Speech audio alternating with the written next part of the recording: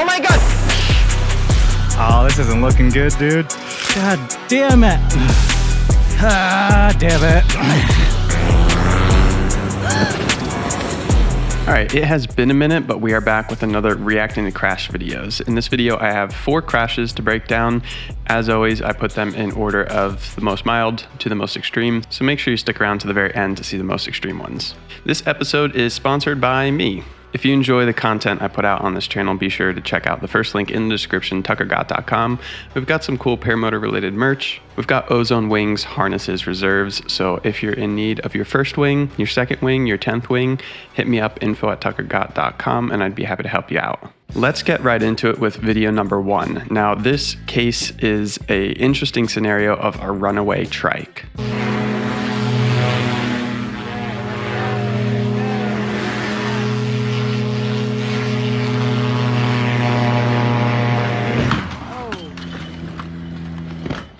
So on this channel, we oftentimes talk about the dangers of ground starting, and normally that relates to a foot launch paramotor. On your back or on a rack is the phrase, normally you want to start your paramotor in one of those two situations and not pull starting on the ground, because if it goes to full throttle, it eats you, chops your neck off, and it's not a good day. But trikes, on the other hand, as a trike pilot myself, they give you this much more comforting feeling. It's a larger craft, so it feels like it can't attack you. But obviously, like in this clip, you can get in a really hairy scenario. If you watch closely in the beginning of this clip, you can tell that the guy is actually holding on to the trike, trying to keep it down, maybe shut it off, but he can't hold on any longer. He's nearly getting chopped up by the propeller and he has to let go. That thing accelerates to an insane speed and luckily doesn't hit anybody. A couple things that could have prevented this. First off, even with it being a trike and even when you're starting your foot launch paramotor on your back, it's always good practice to check that the carburetor returns to idle. Make sure there's no mechanical issues. Potentially, I don't know, that may have prevented this scenario. The second thing that could have prevented this is with a trike, I think it's best practice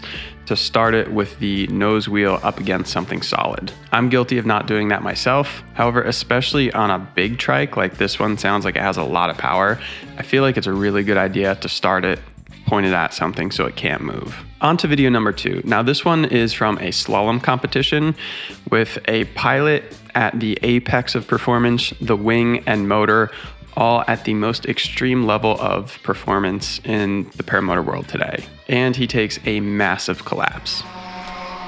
Let me see how Naif Al-Baloshi will fly this task. Yalla Habibi. A huge flutter, collapse. Oh my God, oh my God. Naif Al-Baloshi in the water.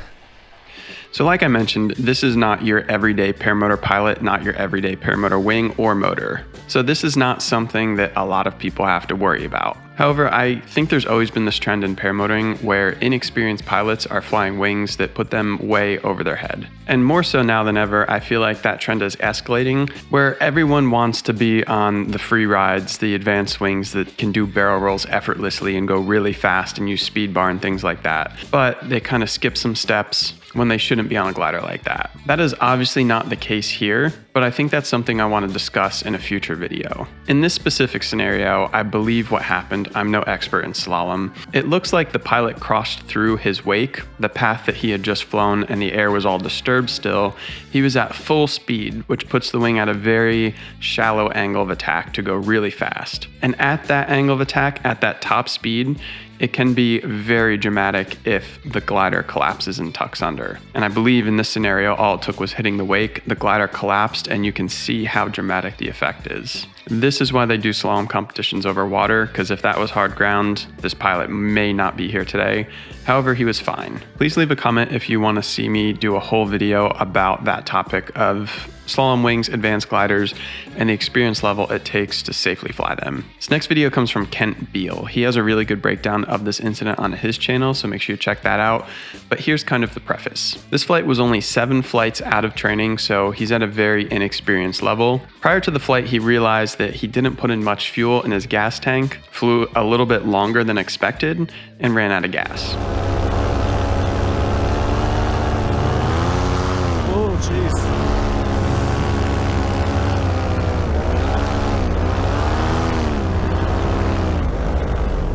Oh, we're out. Yep.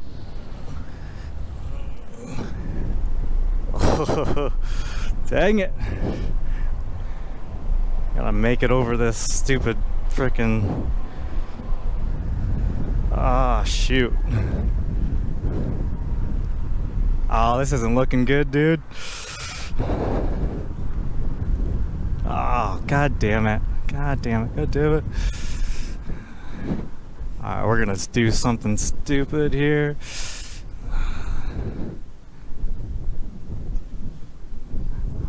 Going into this ravine thing. So after clearing the dead tree on the left, there's part of me that starts thinking I might actually make this.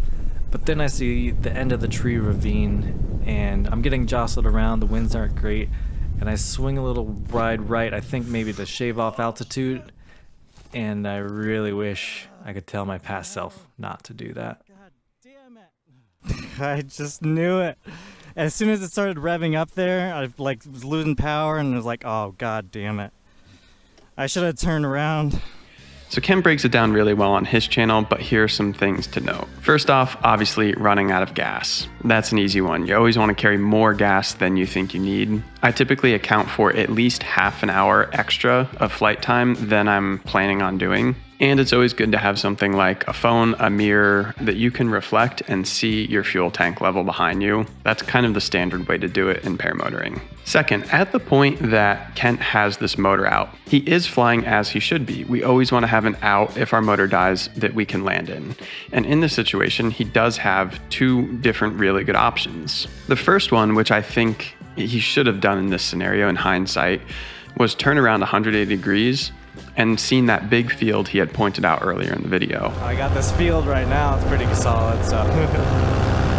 Right now he's flying into the wind, so had he turned around downwind, he would have reached that field behind him very quickly and likely could have landed in this big wide open field. But he seems pretty fixated on just flying straight forward, and he doesn't really make any turns during this entire scenario. The second one, as he pointed out, was the field off and to the right. Now, in the video, he said he didn't know if he was going to clear the highway. Obviously, he did. I think that would have been the second best scenario. But unfortunately, he took the third best, which was the field off and to the left. Again, kind of just flying a straight line. And very quickly, you can tell that he's going to be high. He's going to overshoot. Unfortunately, at the level of experience Ken had, he didn't know what to do. In this scenario, if I had to make it into that approach and I saw it was going to be high, I would either go to half brakes, which kind of slows your forward speed down and increases your vertical descent. It shortens your approach. Or done some mild S-turns to carve off some altitude. Kent just kind of stays committed and flies a straight line and ends up clipping some trees. Luckily, he wasn't injured and the result wasn't that bad. He was back flying within a few weeks. But the overall main point, aside from not running out of gas, is practicing your spot landings. That's something I did from the very beginning and I still do pretty much on every single flight. Is at the end of the flight, I go up high, kill my motor or at least go to idle, and do a spot landing without any power. I think it's an invaluable skill. As a beginner, you might find yourself in a situation like Kent, where you do have legitimate good spots to land, but you don't have the skills to get yourself to them. As you progress, I find myself in scenarios where I have a really small out, but I know that I can trust my skills to get myself to there. I think spot landings are super fun and they're an invaluable tool for a paramotor pilot. Our fourth and final video is a recent one that just came out. It's making its rounds on the internet, and it's a paramotor pilot at a beach who absolutely slams.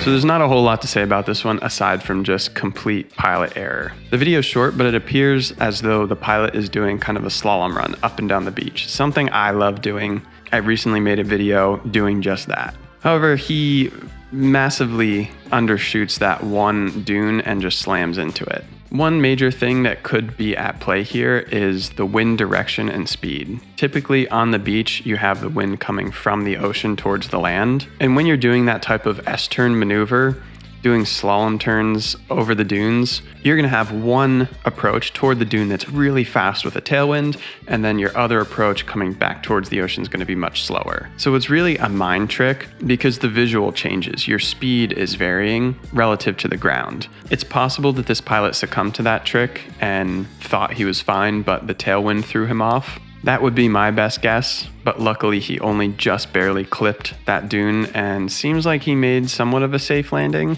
I haven't heard any details, so if you're this pilot, please reach out and make sure you're okay. Those are the 4 videos I got for you guys. Please be sure to stick around. I've got my Mav Max and Factory R video coming out very soon. As always, I appreciate your guys' support. Like I mentioned, if you want any cool Risky Biscuits Co. merch or Ozone Wing Reserve harnesses, check out the first link in the description or email me at tuckergott.com. Till the next one, have fun, fly safe, peace.